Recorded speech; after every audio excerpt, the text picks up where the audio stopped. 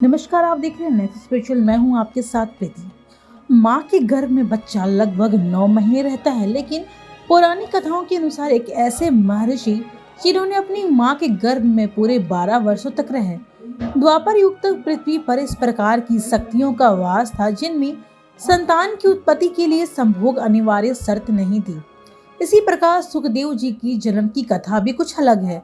सुखदेव महाभारत काल के प्रख्यात मुनि थे। आपको बता दें कि हिंदू धर्म में श्रीमद् भगवत पढ़ने और सुनने का विशेष महत्व है।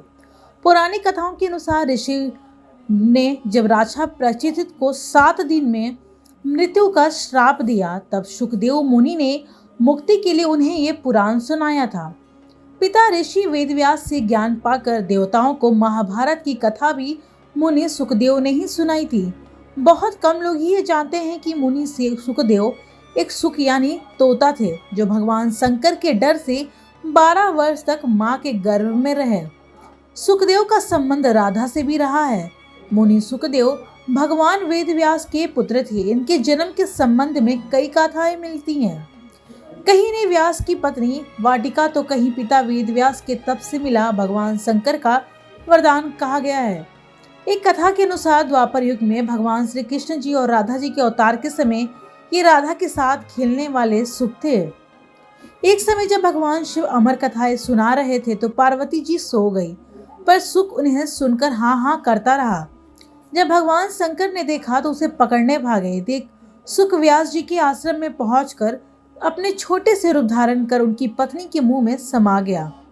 मान्यता है कि यही सुख फिर व्यास जी के अयोनिज पुत्र के रूप में प्रकट हुए। पौराणिक मान्यताओं के अनुसार गर्भ में ही इन्हें वेद, उपनिषद, दर्शन, पुराण आदि का ज्ञान हो गया, पर माया के डर से ये 12 वर्ष तक गर्भ में ही छिपे रहे। बाद में भगवान श्री कृष्ण से माया के प्रभाव से मुक्त रहने का आश्वासन मिलने पर ही ये बाहर निकले। अनुसार मुनि सुखदेव जन्मते ही श्री कृष्ण माता पिता को प्रणाम कर तपस्या के लिए जंगल चले गए। वे व्यास जी की इच्छा थी कि सुखदेव श्रीमद् भगवत गीता का अध्ययन करें, पर उन्हें सुखदेव वापस नहीं मिले। जिसके बाद व्यास जी ने भागवत का एक श्लोक बनाकर अपने शिष्यों को रटा दिया। वो उसे गाते हुए जंगल में लकड़ियां लेने जाते थे।